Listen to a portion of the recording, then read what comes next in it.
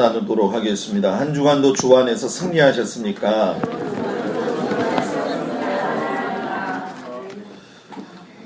우리 주님의 이름으로 우리 모든 성도들의 가정을 축복합니다. 무엇보다도 혼란의 때에 여러분들의 신앙을 잘 지키기를 주의 이름으로 축복합니다.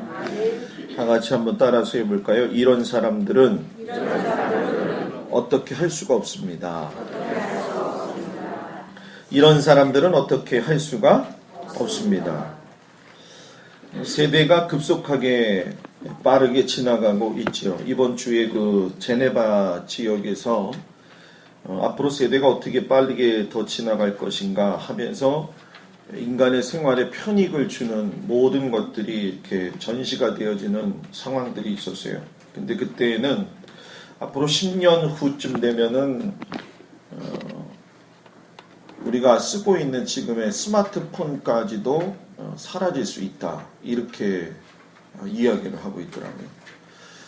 대단히 편안한 시대가 오는 것 같지만 대단히 어려운 시대가 오고 있습니다. 그래서 어제 저녁에도 참 잠을 못 잤어요. 제가 토요일이 제일 부담이 되는 날이기도 하지만은 또 제일 묵상도 많이 하는데 이런 시대에 어떻게 목회를 하는 것이 가장 중요할 것인가, 정점을 딱 찍고 나를 뒤돌아보고 어떻게 가야 될 것인가, 우리 성도들한테 어떻게 주의 복음을 전해야 될까. 어저께 그러다 보니까 늦게 잠이 들었습니다. 여러분들도 같이 고민하고 여러분들의 신앙을 주님 안에서 온전히 성장시킬 수 있기를 주의 이름으로 축복을 드립니다. 예전에는 텔레비가 없어서 또는 텔레비가 있어도 이렇게 지구에서 드러나고 있는 여러 가지 많은 일들을 경험을 하지를 못했죠. 근데 지금은 뭐 텔레비 채널도 100개 이상이 되고, 더군다나 지금은 손에 여러분들이 들고 있는 이 스마트폰이라고 하는 것이 개인의 어떤 작은 컴퓨터 역할까지 하기 때문에 가만히 있어도 아주 작은 일도 들을 수 있는 시대가 됐습니다. 근데 문제는 뭐냐면 이렇게 정보의 홍수 시대에 살고 있다가 보니까 개중에는 우리가 듣지 않아도 될 이야기들을 듣게 되는 경우가 많아요. 저도 가끔씩 가다 그런 부분에서 조금 이해가 되지는 않지만, 연예인 누구가 바람을 핀 게 왜 우리하고 상관이 되느냐, 연예인이 생일을 당하고 결혼을 하는데 그게 뭔 우리하고 의미가 있느냐. 그러니까 상관이 없는 것까지도 연결을 시켜서 이슈화 시켜가지고 집중력을 높여서 다른 데다가 생각을 바꾸는 거죠. 근데 여러분, 이거는 쉽게 생각할 문제가 아니에요. 여러분들이 보고 있는 텔레비에 나오는 연속극들에 여러분들도 시간만 되면 눈길이 돌아가잖아요. 그죠? 지금 저는 뭘 하는지 하나도 모릅니다. 그런데 그 시간이 되면 자동적으로 손이 가서 텔레비에 전원을 꽂고 그 이야기를 듣는다는 거예요. 제가 그걸 듣는 거, 보는 것이 나쁘다는 게 아니라 중요한 거는 그것을 들음으로 인해서 잠시 잠깐의 내 상황들이 멈춰진다라고 하는 거에 대해서 한번 여러분 생각해 보라는 얘기예요. 사생활을 듣지 않아도 되어야 되는데 듣는 인터넷 시대처럼 내가 연속극의 어떤 상황을 빠뜨리게 될 적에 내가 하나님의 말씀 안에서 진행되어지는 모든 그 섭리들이 스톱이 된다는 거예요. 그럼 목사님, 텔레비도 보지 말라는 겁니까? 텔레비 봐도 돼요. 중요한 거는 그 속에서 유익한 것들을 뽑을 수 있는, 그래서 신앙하고 연결할 수 있는 안목이 있기를 주의 이름으로 축복을 드립니다. 우리가 잘 알다시피 이 인터넷이 가지고 있는 위력이 대단하죠. 그래서 우리들이 잘 알다시피 유명 연예인들 가운데에는 댓글로 인해 가지고선 상처를 받아 가지고 자살에 이른 사람들이 참 많습니다. 그런데 우연하게도 이 자살에 이른 연예인들의 공통점이 뭐냐면 하필이면 기독교인들이 많았다는 거예요. 자, 기독교인들이 많았는데 죽었다, 자살해서. 그러면 뭐가 문제 있을까 생각해 보세요. 세상 사람들은 어떤 이야기를 들어도 그것에 대해서 그렇게 신경 쓰지 않는다는 거예요, 결론은. 그리고 예수 믿는 사람들은 심적으로 조금 약하기 때문에 세상 사람들의 댓글에 대해서 민감하게 반응한다는 거예요. 자, 왜 그럴까? 여러분, 그건 다른 이유가 없습니다. 그리스도인의 정체성에 대한 부분이에요. 내가 하나님의 자녀라는 것을 분명히 알게 되면 세상이 나를 어떻게 건드리든 그건 중요하지 않아요. 내가 하나님의 자녀라고 하는 확신이 들면 나에게 어떤 모습을 가지고 세상이 달려들어도 그것 때문에 목숨을 끊지는 않는다는 거예요. 그렇다는 얘기는 여러분, 결국 여러분 뭡니까? 인터넷을 통해서 유익한 것들이 되기도 하지만은 우리에게 선정적인 부분이라든가 또는 여러 가지 면에서 우리를 나쁘게 할 수 있는 요소들도 많이 있다는 거예요. 제가 여기서 지금 말하고 싶은 이야기는 뭐냐면, 연예인이 되었든 간에 정치가가 되었든 간에 심지어 목사나 교회의 이야기도 많이 들추어내고 있는 것이 사실이에요. 그런데 양분이 되어 있습니다. 미담이 있으면 미담이라고 하는 얘기들은 오히려 줄어들고, 내가 선호하고 좋아하는 단체, 내가 좋아하는 사람이라고 한다면 무한 긍정과 무한 사랑을 보낸다는 거예요. 그런데 반대로 입장이 다른 경우나 또는 이해관계가 좋지 않을 경우에는 어떤 방법을 사용해서라도 공격하는 것이 요즘 시대의 양상이라는 거예요. 자, 그러면 여기서 우리가 한번 생각을 해보자는 거예요. 세상 사람들이 교회를 향해서 던지는 말과 지적에 대해서 혹시 우리가 어떻게 할 수가 있어? 이게 현실인데, 내가 예수를 믿는데 내가 할 말이 없는데 이렇게 생각한 적이 있느냐는 거예요. 내가 믿는 자로서 당당하게 세상을 이끌고 나갈 수 있어야 되는데 나 그거를 드러내지 못하겠어. 이러한 마음을 가진 사람이 있다고 한다면 오늘 말씀을 통해서 여러분들이 그 생각을 바꾸기를 주의 이름으로 축복합니다. 왜냐하면 오늘 말씀에는 안진뱅이를 고쳤다는 이유로 사도들이 공회에 붙잡혀간 이야기예요.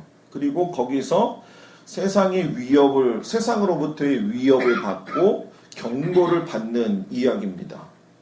그러면서 단편적으로 세상이 뭐라고 이야기하냐면 예수의 이름으로 말하지도 말고 예수의 이름으로 행동하지도 말고 표적과 기사를 행하지도 말아라 라고 이야기를 해요. 요즘 시대하고 연결시켜서 얘기하면 너무 반대되는 이야기죠. 안진뱅이의 치유 사건은 단순한 사건이 아니에요, 여러분.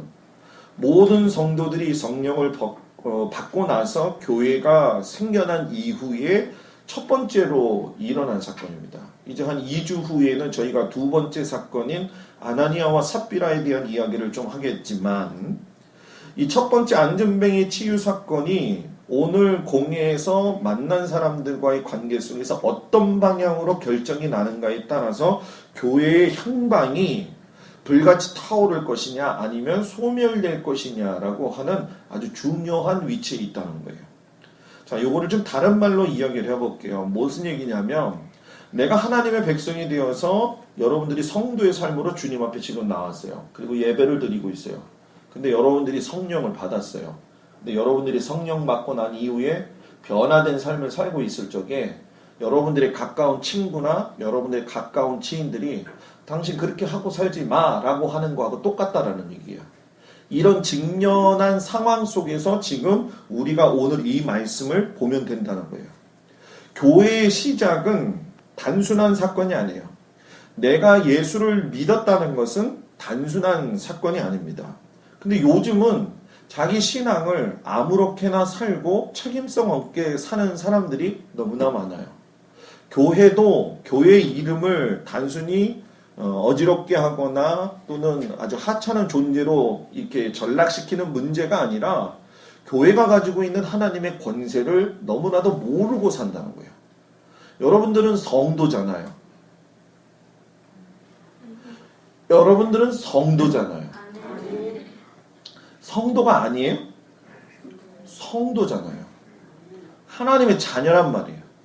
하나님의 자녀란 말이에요. 하나님의 자녀는 하나님이 주신 권세가 있는데 이 권세를 흔들고 붙들고 세상을 호령하면서 살아야 된다는 거예요. 지금 이 시점이. 지금 단순한 교회의 시작이 아니고 단순한 성령 받은 성도들이 아니고 우리는 여러분 뭡니까? 계속적으로 살아계신 예수 그리스도의 복음을 전하고 또 우리들을 통해서 하나님의 역사가 드러나야 된다는 거예요. 근데 문제는 뭐냐면 그 당시에 안전뱅이가 일어나면서 우리에게 여러분들 왔다 갔다 하지만 결론은 하나입니다. 여러분들이 잘 집중해서 들어야 돼요. 반대 입장에서 본다고 한다면 우리가 성령 받아서 성령의 삶을 살고 믿음의 삶을 살면 살수록 세상은 거기에 대해서 반대 입장을 분명히 한다는 거예요. 공회에 있는 사람들이 왜 반대 입장을 했느냐? 자기들이 지금까지 오면서 자기들의 신앙의 사고, 방식을 가지고 있었던 율법을 뒤흔드는 사건이에요. 그 율법을 뒤흔들었던 사람의 시발점이 누구냐면 바로 예수였어요. 그래서 예수를 공회에 속한 모든 자들이 집중해가지고 예수님을 죽여버렸습니다. 그래서 됐구나라고 생각을 했는데 이제 예수님의 제자들이 성령 받고 난 이후에 일어나서 예수의 이름을 전파하고 예수의 이름으로 기사와 표적이 나타났다는 거예요. 이 일이 너무 기이하고 놀랍고 많은 사람들이 보았습니다. 누구도 이 사람들이 하는 것에 대해서 부인할 수 없었다라고 하는 거예요. 어느 누구도 이 사람들을 어떻게 할 수가 없었다는 거예요. 오늘 여러분들을 보면서 우리들의 신앙을 보면서 세상 사람들이 우리들을 볼 적에 얼마나 함부로 깔보고 함부로 무시합니까? 그건 여러분 세상이 악한 것도 있지만 우리가 믿음의 태도를 분명하게 하지 않았기 때문에 그런 질타를 받는다는 거예요. 그래서 저는 우리 성도들이 단순하게 우리 교회가 앞으로 나가고 또 한국교회가 살기를 위한다고 한다면 제 자신 스스로가 어저께 밤에 고민했던 것이 고민으로 끝나는 것이 아니라 내가 어떻게 목회를 해야 될까? 내가 어떻게 성도들에게 하나님의 말씀을 바르게 전해야 될까? 이렇게 고민하는 것처럼 성도들도 오늘 이 말씀을 들으면서 내가 어떻게 하나님의 말씀대로 살아야 될까? 내가 하나님의 말씀대로만 변한다고 한다면 사람들이 나를 어떻게 대할 수가 없는데 이런 고민을 가지고 신앙생활을 할 수 있기를 주의 이름으로 축복을 드립니다. 그래서 오늘 저는 이 말씀 속에서 세 가지를 끄집어냈는데 그 중에 한 가지가 무엇이냐면 세상을 당황스럽게 하면은 어떻게 할 수가 없다는 거예요. 여러분 말씀을 보게 되니까 13절에 그들이 베드로와 요한이 담대하게 말함을 보고 그들을 본래 뭐라고요? 학문 없는 범인으로 알았다가 그러면서 이상히 여기며 이렇게 얘기해요. 여기서 나오는 그들이 누구냐는 거예요. 유대교의 당국자들입니다. 쉽게 얘기하면 공회에 있는 사람들이에요. 공회는 여러분 법적이고도 종교적인 일을 관할했던 곳이에요. 구약에서는 총회라고 이야기를 했고 신약에서는 산헤드린회라고 이야기를 했습니다. 적어도 70명 정도의 사람들이 모였는데 그 당시에 가장 엘리트들이 모였어요. 대제사장과 장로들과 서기관과 또한 여러 가지 율법학자들, 바리새인들, 사두개인들을 통해 가지고 종교라는 이름 틀 안에서 정치와 모든 백성들의 생활까지도 관할하고 있었다는 거예요. 그래서 거기선 재판의 기능도 가지고 있고 심하면 벌금 이상의 태형까지도 맞을 수 있도록 이렇게 자치 법기관으로서 서 있었다는 거예요. 그런 무지막지하고 권력이 있는 사람들이 누구를 죽였느냐? 자, 세상말로 이야기하면 자기들이 가지고 있는 율법의 근간 체계를 흔들면서 또박또박 말대꾸하면서 복음을 전했던 예수를 갖다가 죽였다는 얘기예요. 여러분들이 믿고 있는 그 예수를 죽였다는 거예요. 여러분 복음을 전했던 그 최고의 수장을 죽였기 때문에 지금 상황이 벌어지고 있는 걸 보게 되면 여러분 이 제자들을 갖다가 사도들을 죽인다는 건 그렇게 별 문제가 되지를 않는다는 거예요. 왜냐하면 우두머리가 죽었기 때문에 어차피 머리가 잘린 단체라고 생각을 할 수가 있는 거죠. 그런데 주객이 전도가 됐어요. 지도자인 예수가 죽었는데도 불구하고 예수님이 그들 곁에 없다 할지라도 그들에겐 성령의 충만함이 있었기 때문에 제자들이 기가 하나도 안 죽었다는 거예요. 왜 오늘날 믿음의 사람들이 기가 죽었냐? 성령 충만받지 못하고 살기 때문에 기가 죽었다는 거예요. 전 여러분들이 기가 있는 믿음의 사람이 되기를 주의 이름으로 축복합니다. 아멘. 세상적인 표현으로는 기가 죽었다 안 죽었다 이렇게 이야기할 수 있지만 신앙적인 표현으로는 성령의 능력을 받아서 예수님의 말씀을 전하고 기적과 표적이 일어나며 그들의 가는 곳마다 사람들이 어떻게 할 수가 없을 정도로 많은 일들이 일어났다는 거예요. 사람이 한 번 죽지 두 번 죽겠냐는 거예요. 성령 받고 은혜 받고 나니까 지나간 삶에서 두렵게 지냈던 내 인생이 더 이상 숨어서 지낼 인생이 아니라 하나님이 나하고 동행하신다. 이걸 믿으니까 겁이 없어지고 그 겁이 없는 모습을 가지고 세상에서 살아가니까 세상 사람들도 당황스럽고 어찌할 수가 없다는 거예요. 그러니까 이 이야기는 뭐냐? 내가 믿음의 사람이라는 것이 분명하게 확실하게 드러난다고 한다면 오히려 세상 사람들이 우리를 어찌할 수도 없고 두려워할 수도 없다는 거예요. 여러분, 저는 여러분들의 신앙이 분명하기를 주의 이름으로 축복합니다. 이것도 아니고 저것도 아닌 신앙의 삶으로 살면 안 된다는 거예요. 당시에 엘리트 삶을 살던 자들은 여러분 헬라와 지역이었기 때문에 수사학을 배웠습니다. 이 수사학이라는 얘기는 뭐냐면 웅변을 체계화시켜가지고 고대의 그리스라든가 로마 시대의 웅변가들, 여러분들이 잘 알고 있는 아리스토텔레스라든가 플라톤이라든가 하는 이런 철학자들의 어떤 토론 문화, 그래서 대중의 연설을 통해 가지고서는 남을 설득하는 기술이 많았던 자들이었어요. 이 말은 무슨 얘기냐면 말을 잘하기 때문에 규모 있게 조리 있게 자신들의 상황을 적절하게 이야기할 수 있고 누군가와도 이야기하게 되면 절대로 자기들이 치지 않을 수 있는 언변의 능력을 가지고 있었다는 얘기예요. 우리는 이런 사람들을 갖다가 뭐라고 이야기하냐면 말 잘하는 사람이라고 이야기하는 겁니다. 세상 사람들은요, 말을 정말 잘합니다. 정치 이야기도 말을 잘하고 남의 집 가정사도 말을 잘 이야기하고 누구네 집 사위 딸까지의 말도 잘하는 것이 세상 사람들의 살아가는 방식이라는 거예요. 자, 여러분들이 한번 보려는 거예요. 여러분들 스스로를. 베드로와 요한이 담대하게 말하는 걸 그 수사학을 가지고 있는 사람들이 봤어요. 그러면서 그들이 뭐라고 이야기하냐면 야, 저들이 본래 학문 없는 범인 아니겠느냐. 자, 이것이 무슨 얘기니까 저거 쉽게 얘기하면 이 무식한 인간들인데, 예? 이 무식한 인간들이 하는 말들이 여러분 뭐예요? 수사학을 배운 자기들이 못 감당할 정도로 당황스럽게 이야기를 하고 증거를 하더라는 거예요. 어떤 사람은 말을 참 잘해서 남을 곤란하게 만들거나 무시하는 경우가 있습니다. 그런데 본문에 나오는 제자들은 말을 잘하는 것이 아니라 복음을 잘 말해서 일반적인 수사학을 가지고도 대답할 수 없을 정도로 당황하게 만드니 어찌 감당할 수가 있겠냐는 거예요.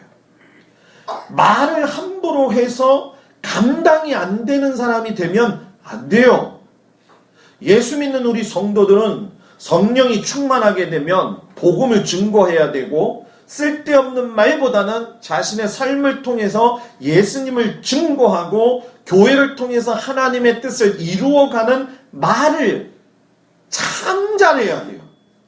그래서 말을 잘하는 게 아니라 잘 말해야 된다는 거예요. 근데 오늘날 우리들이 신앙생활을 할 적에 말만 잘하지 잘 말하지 못하기 때문에 세상 사람들이 우리 믿는 자들을 갖다가 여러분 뭐예요? 우습게 여기는 거라는 거예요. 공예 사람들이 주목한 게 뭡니까? 저들이 못 배운 사람인데 어떻게 이를 잘 이게 말을 갖다가 뭐예요? 잘할 수 있느냐. 여러분, 그래서 저는 신앙생활을 저도 하지만은 저는 제가 목사로서 이렇게 서 있기보다는 제 자신 스스로도 신앙생활을 이렇게 해보면서 느끼지만 시간이 흘러가면 갈수록 제 스스로가 느끼는 게 있어요. 그것이 무엇이냐면 참 잘 말해야 되겠다. 옛날에 저 비해서 보면은요, 지금 참 잘 말하는 것 같아요. 아직도 멀었지만. 옛날에 이렇게 마음에 안 들고 그랬으면은 직선적이었거든요. 근데 지금은 직선적으로 이야기하지 않고 그냥 한 템포 쉽니다. 그럼 시간이 지나면 또 이렇게 재정상 쪽으로 돌아오더라고요. 제가 제 모습을 이야기한다고 한다면 여러분들한테 여러분들 스스로가 이야기해보라는 거예요.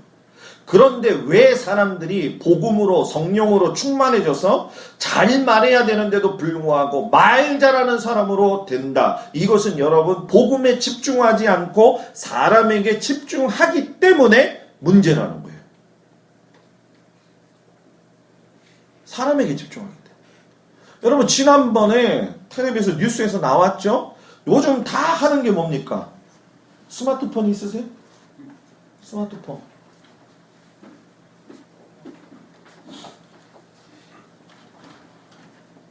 이 스마트폰이 너무 좋은 거예요.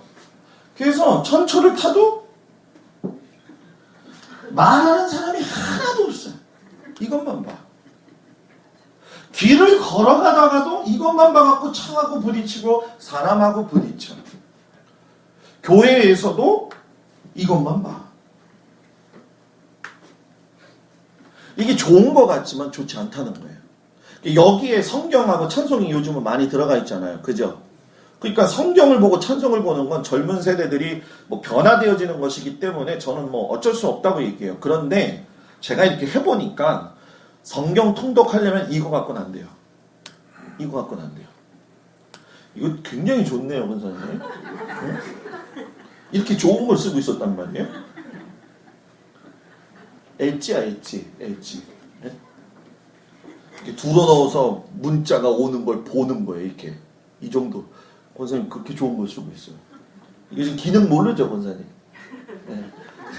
기능을 잘 몰라. 이거는 둘러넣어 있으면요, 문자가 오면 옆에서 이렇게 나오는 게 보여요.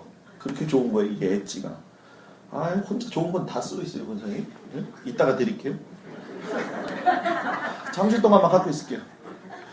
왜 여기에 우리가 목숨을 걸고 있느냐는 거예요. 여기에 집중하니까 다른 게 보이지 않는 거예요.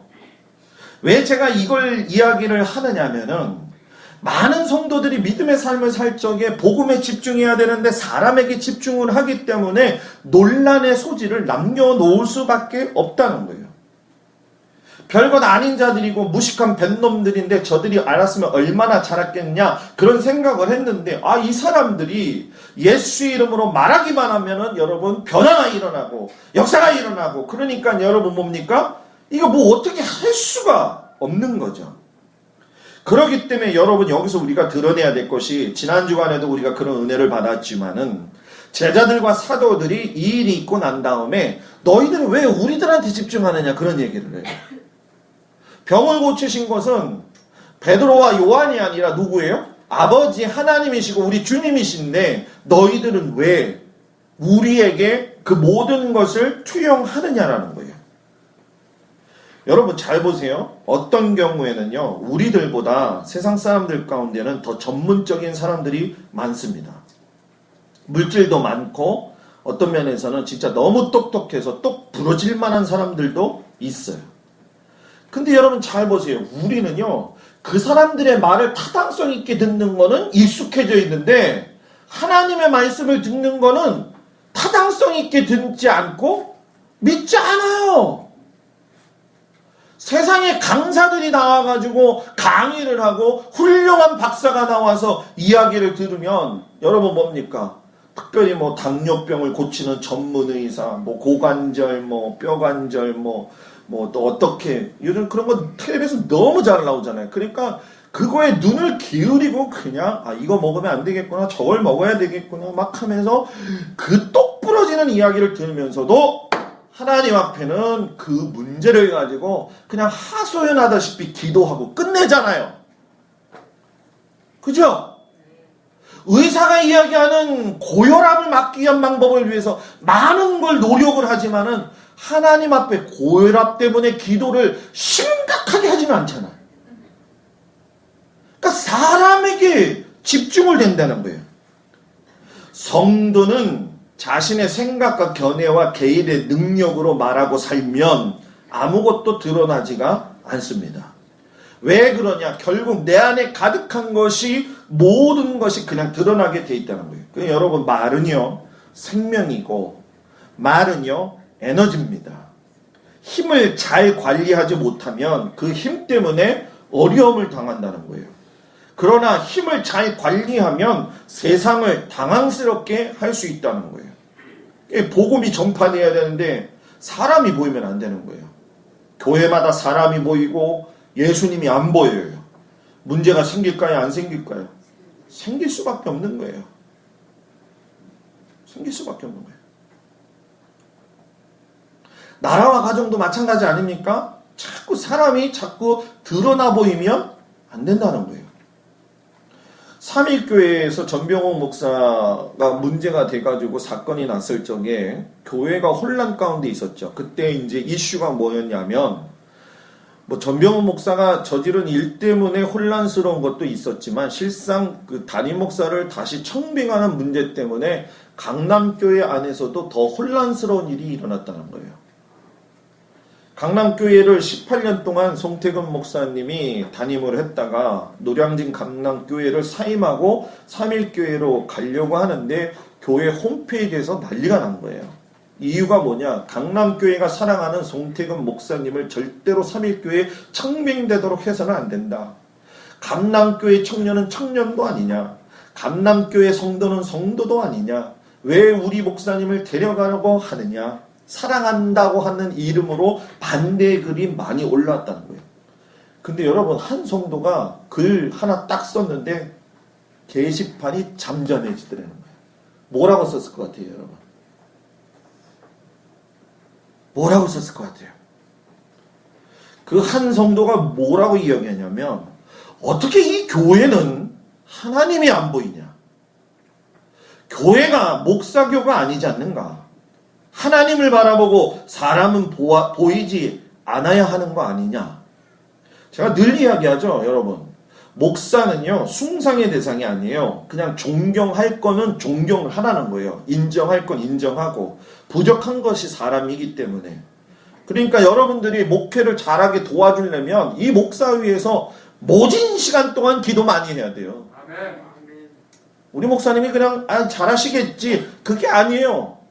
곁길로 나가지 않도록 여러분들이 기도해야 되고, 우리 목사님이 마음이 변치 아니하도록 기도해 주시고 주님만 바라보게 기도해 주세요. 이렇게 기도해야죠.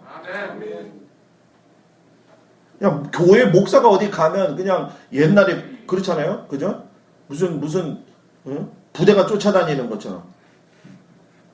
저는요, 제가 목사지만 그거 잘못됐다고 생각해요. 근데 여러분, 그 일을 하는 게 성도들 가운데 그 일을 또 주장하고 하는 사람들이 있어요. 그래서 제가 왜 이랬을까 고민하면서 어저께 그 얘기를 하는 거예요. 그 생각을 하는 거예요. 어제 밤새 그 생각을 했어요. 잠을 자야 되는데 오카노 목사님을 제가 너무 좋아하거든요. 오카노 목사님 설교 하나 들었죠. 그리고 지난주에 목사의 딸 했었죠. 목사의 딸, 그분의 혹시 강의가 있을까 해가지고서는 유튜브를 다 뒤져보니까 딱 하나가 나오더라고요. 사이버 신학에서 강의를 했던 이야기를, 물론 다 동의는 할 수는 없어요. 그런데 그분의 강의를 제 이제 페이스북에다가 올려놨어요. 여러분들도 한번 가서 보세요. 그 이야기를 듣는데 밤에 잠이 안 오는 거예요. 그래서 눈이 지금 퉁퉁 부은 거예요. 여러분, 그런 고민을 우리가 가지고 살아야 돼요. 이 교회도, 우리 교회가 세상 사람들이 당황할 수 있는 교회가 될 수 있어야 돼요. 당황할 수 있는 교회가 될 수 있어야 돼요. 그러면 여러분 어떡하냐? 우리가 사람에게 집중하지 말자. 사람에게 집중하지 말자. 따라서 하세요. 목사님은 존경할 수 있는 대상이고, 목사님은 숭배의 대상이 아니다. 아멘? 이게 질서가 있으면 돼요, 교회가. 막 집에서 질서가 없어 봐봐요. 그죠? 마누라가 들어오는 남편한테 잘 왔냐, 자식아? 이래봐. 네? 이 질서가 있겠어요? 네? 딸이 들어와가지고선 아버지한테 들어놓였는데, 잘 있었어? 아니잖아요. 그런 것만 제대로 지켜줘도 세상 사람들이 교회 욕 안 합니다, 여러분. 네? 두 번째는 보고 들은 것을 말하지 않을 수 없는 자들이기 때문에 어떻게 할 수가 없다는 거예요. 왜? 진실은 감춰지지 않아요. 역사에 묻혀진 사건도 감춰지지 않습니다. 시간이 지나가면 진실이라고 하는 건 다 드러나게 돼 있다는 거예요. 근데 왜 사람들이 진실을 감추려고 하느냐? 자기 신상에 어떤 문제가 있을 적에 자기에게 유익이 되지 자기에게 불이익이 되기 때문에 진실을 밝히기를 원하지 않는 거예요. 일본이 여러분 전범 국가잖아요. 일본 천황이 2차 대전에서 패배하고 군대 없는 나라 되겠다고 선언을 했습니다. 그런데도 진실을 왜곡해요. 위안부 문제가 그 중에 하나고 일본의 731 부대의 마루타 존재가 그것이고 지금은 독도하고도 문제가 되고 중국하고는 센카쿠 열도 때문에 문제를 일으켜요. 계속 진실을 왜곡해요. 진실 왜곡할만 하면은 여러분 뭡니까? 뻥뻥 터지잖아요. 그죠? 지진 나고. 예? 여러분 진실을 왜곡한다는 얘기는 결국 사람이 책임지지 아니하고 하나님이 개입하시겠다는 거예요. 여러분 예수님이 메시아로 오셨는지 그 사람들은 그게 중요하지 않았어요. 성전에서 예수님이 상을 뒤엎으신 사건은 여러분 우리가 단순한 사건으로 보지 말아야 됩니다. 정치와 경제가 유착하는 것처럼 정치와 종교가 유착을 했죠. 그리고 백성들이 드리는 제물을 통해서 자신들의 배만 채웠어요. 용서의 선언도 없고 위로도 없고 평안도 없어요. 교회가 지금 그렇다는 거예요. 우리의 신앙관이 그렇다는 거예요. 교회 와서 우리가 먹고 마심으로 인해서 복을 받기보다는 그것도 중요하겠지만은 교회가 배 채우는 일을 하면 안 돼요. 목사가 성도가 배 채우는 일을 하면 안 돼요.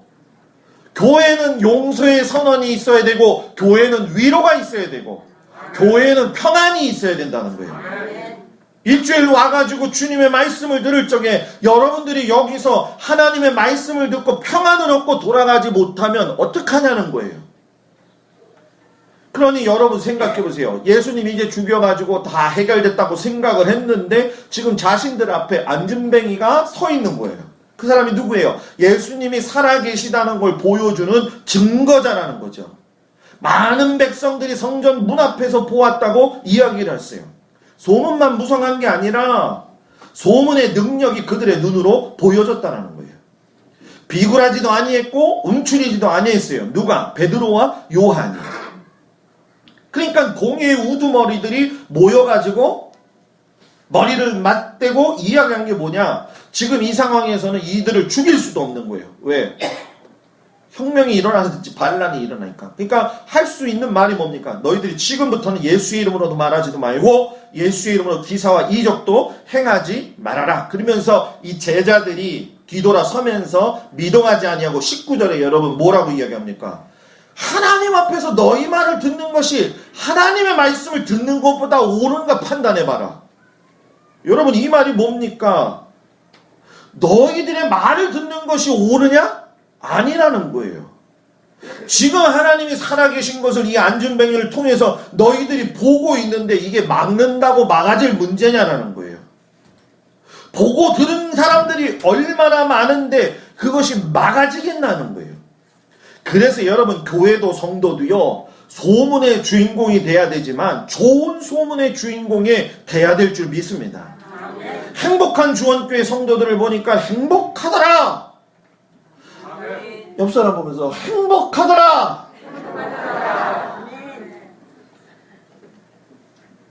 여러분요 교회는요 딱 양분되어져 있어요. 행복한 교회가 있고요. 행복하지 않은 교회가 있는 거예요. 싸우는 교회가 있고요. 싸우지 않는 교회가 있고요. 부부싸움 하는 집이 있고요. 부부싸움 안 하는 집이 있는 거예요. 아 목사님 살다 보면 다 일어날 수 있는 거예요. 여러분 맨날 부부싸움 해봐요. 뭐 살겠어요? 못 살죠. 어쩌다가 의견이 충돌할 때 있겠죠.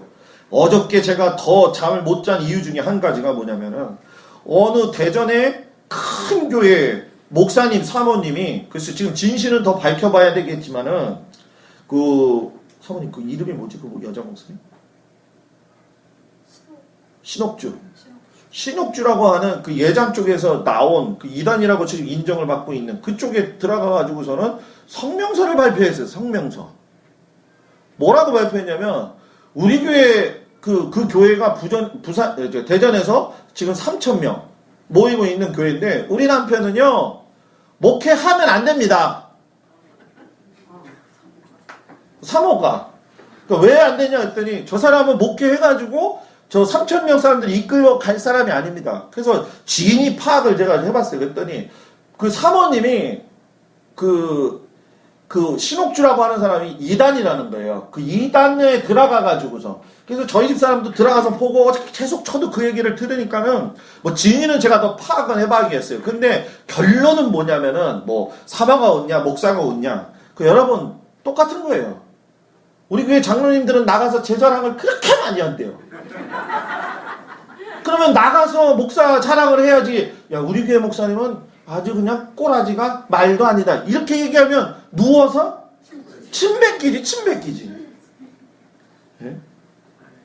여러분들의 얼굴이 밖에 나갔을 적에 복음전도의 열매입니다. 예배 끝나고 나가는데 우거지 상해가지고 다 나가. 우거지 국 먹은 것도 아닌데. 네? 여러분 옥하는 목사님이 어저께 제가 설교를 듣는데 마음을 그냥 너무 쿵쾅쿵쾅 뛰게 되는 거예요. 여러분 옥하는 목사님이 좁은 문, 작은 문, 좁은 문, 넓은 문 이야기를 하시는데 그 얘기를 하는 거예요. 좁은 문은 생명이요, 넓은 문은 망한 죽음이다.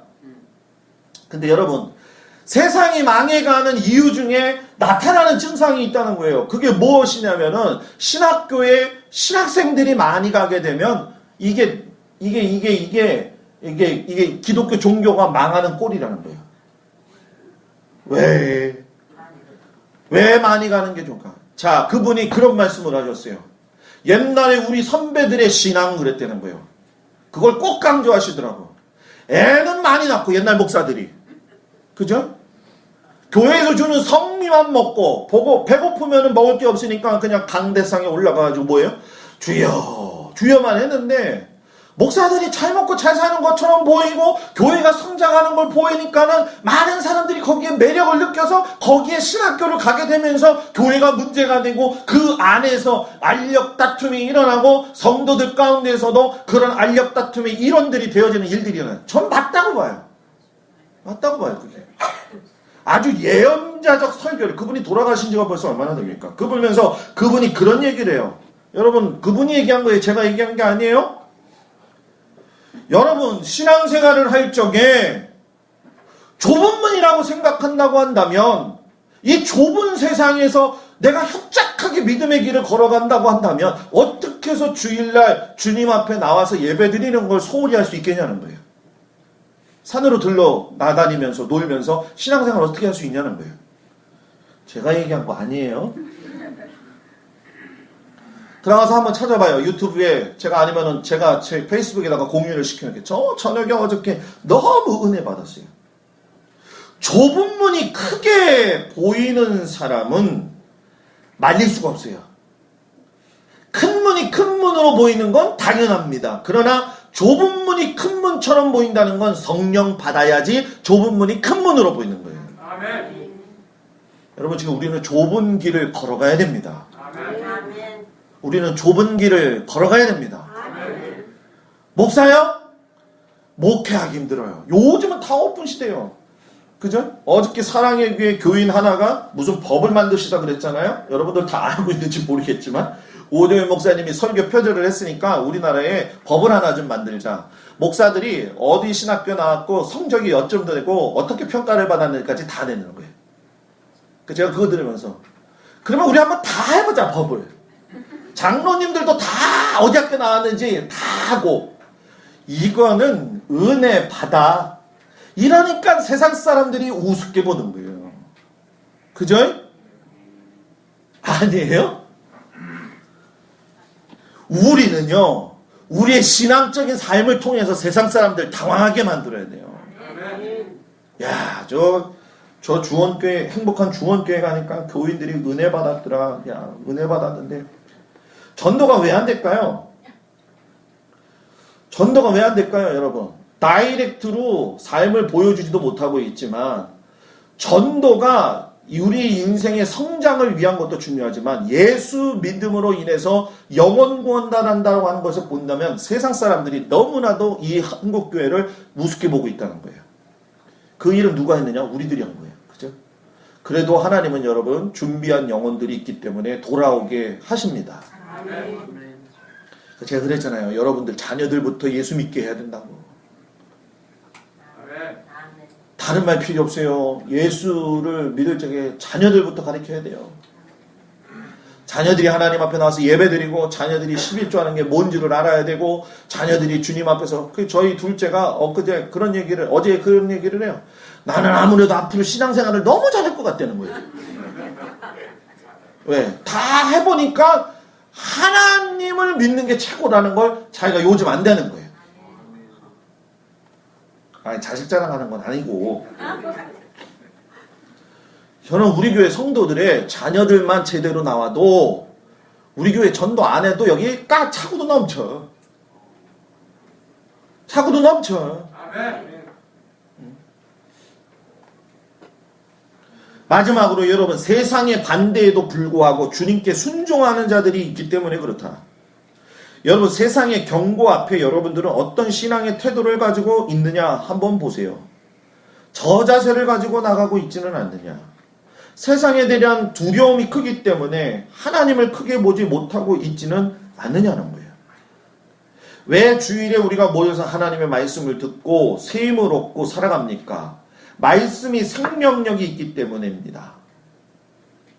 순종의 원리가 뭐냐겠냐는 거예요. 말씀을 귀담아 들으면 갖고 있는 게 아니라 복음의 파워력을 가지고 말씀 그대로 살아내서 세상을 위축하게 만들어 모이는 모습이 있어야 되지 않겠는가. 그래서 여러분, 순종은요, 듣는 것에서 시작이 되더라는 거예요. 제가 지금 이번 주에 이 남성교회 2목장하고 여성교회 5목장 같이 좀 예배를 드렸어요. 가서 이야기를 듣는데, 우리 군종문 권사님이 여기 계시지만 전기를 하시잖아요. 전기를 하시니까 참 과학적이에요. 논리적이고. 근데 은혜 받은 말씀을 해주신데, 야, 이거는 우리 성도들도 좀 들어야 되겠다. 들어보세요, 한번. 들어보세요. 22일 날 어디 가지 마세요. 예? 아, 저렇게 하나님을 저렇게 생각하고 믿는다는 것도 참 대단하다. 그런 생각을 했어요. 그래서 요즘은요, 목사가 설교 못하면 큰일 나. 그냥 대충 준비해가지고 될 문제는 아니에요. 사랑하는 여러분, 하나님의 말씀을 들으세요. 하나님의 말씀을 들으세요. 세상의 유혹과 시험이 내게 몰려온다고 막 말만 하지 말고 성경을 들으라는 거예요. 손에 들으라는 거예요. 성경을 보고 하나님의 말씀을 듣고 거기서 여러분 뭡니까? 세상에 반대다 할지라도 저 말씀 가지고 사는 인생을 우리가 어떻게 감당할 수 있느냐. 말씀 보고 사는 인생을 우리가 어떻게 감당할 수가 있느냐. 저렇게 산증인의 모습을 가지고 살아가고 있는데 어떻게 우리가 감당할 수 있겠느니까. 그러니까 저는요, 세상에서 제일 무서운 사람이 누군지 아세요? 성경을 한 장도 읽지 않고 예수님을 믿는 사람이 제일 무서운 거예요.